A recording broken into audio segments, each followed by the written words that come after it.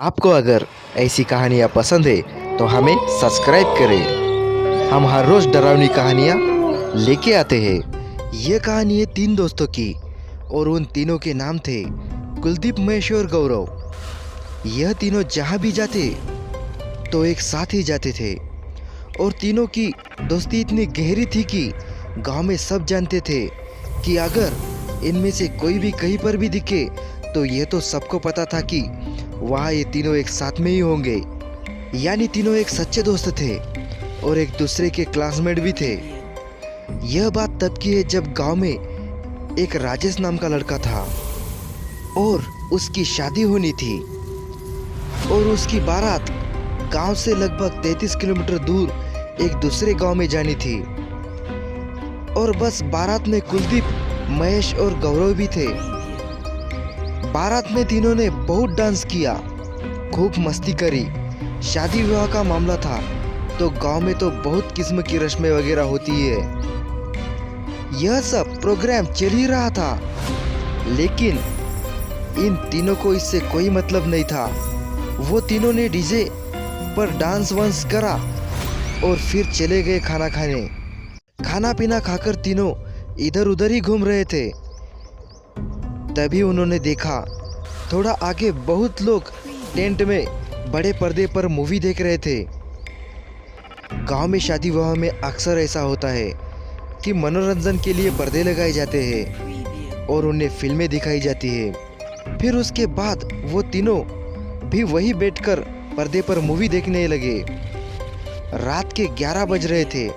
तभी गौरव ने कुलदीप के कान में कहा, यार भाई, मेरा पेट खराब हो रहा है, मुझे 2 नंबर जाना है, जल्दी चल यार मेरे साथ। फिर उसके बाद कुलदीप ने यह महेश को बताई तो महेश हंसते हुए बोला, हाँ बेटा, और खा ले। तभी तो ठूस ठूस कर खा रहा था, तब तो बहुत मजा आ रहा था, अब तेरा पेट खराब हो रहा है। फिर गौरव ने कहा, मजाक छोड़ो यार, सही में अब बर्दाश्त नहीं हो रहा है, चलो यार जल्दी चलो। फिर उसके बाद कुलदीप पास में ही पड़ा एक डब्बा उठा लिया और उसमें पानी भरकर तीनों चल दिए। पीछे के खेतों की तरफ तीनों जा ही रहे थे कि तभी अचानक पीछे से कोई बहुत तेजी से भागता हुआ आया और उन तीनों को धक्का मारकर आगे की तरफ निकल गया। धक्का लगाते ही फिर कुलदीप ने फिर जोर से चिल्लाते हुए कहा, अबे कौन है, पागल है क्या? तीनों को समझ नहीं आ रहा था कि कौन था, पर जो भी था वो सफेद कपड़ों में ही था और तो कुछ ज्यादा पता नहीं चल रहा था कि कौन था वो। तभी महेश ने गौरव से कहा, चलो अब काफी दूर आ गए हैं, अब यहीं पर ही कहीं बैठ जा। फिर उसके बाद गौरव डब्बा लेकर खेतों में अंदर चला गया। महेश और कुलदीप दोनों बाहर ही घूम रहे थे कि तभी खेतों से गौरव की आवाज आने लगी, अबे रुक, कौन है? अबे अबे कबे रुक, कौन है? गौरव की आवाज सुनकर कुलदीप और महेश ने वहीं से आवाज लगाई और कहा, अबे क्या हो गए, क्यों चिल्ला रहा है? फिर गौरव ने कहा, अरे यार, वो देखो, वो मेरा डब्बा लेकर भाग रहा है, पकड़ो उसे। महेश और कुलदीप ने देखा कि कोई डब्बा उठाकर सड़क से भागा जा रहा था। तभी महेश ने कहा, यह तो वही लगता है जो अभी थोड़ी देर पहले भागता हुआ आ रहा था। फिर उसके बाद दोनों उसके पीछे भागने लगे और आवाज लगा रहे थे, लेकिन वो जो भी था वो लगातार भागे जा रहा था और उनके पीछे से गौरव भी भाग रहा था। शायद वो अभी बैठा नहीं था। तभी उन तीनों ने देखा जो भी उनका डब्बा लेकर भाग रहा था वो एक बड़ी सी बाउंड्री के अंदर कूदकर अंदर गया। फिर तीनों ने कहा, बेटा आज पकड़ेंगे तो जरूर तुझे, चाहे कुछ भी हो जाए। बाउंड्री बहुत दूर तक फैली हुई थी, इसलिए फिर उसके बाद वो तीनों उस बड़ी सी बाउंड्री के अंदर जाने की कोशिश करने लगे।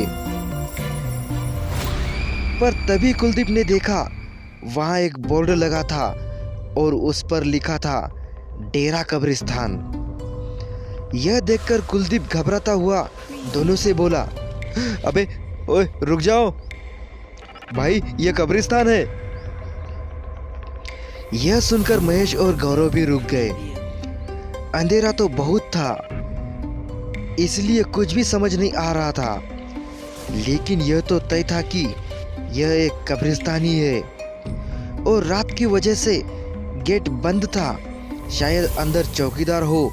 तीनों यही सोच रहे थे, तभी कुलदीप ने अपनी मोबाइल फोन के फ्लैशलाइट से देखा कि कोई उसी बाउंड्री के ऊपर दोनों पैर नीचे लटका कर बैठा हुआ है। फिर उसके बाद उसने दोनों को बताया तो महेश जमीन से पत्थर उठाकर उस पर मारने लगा।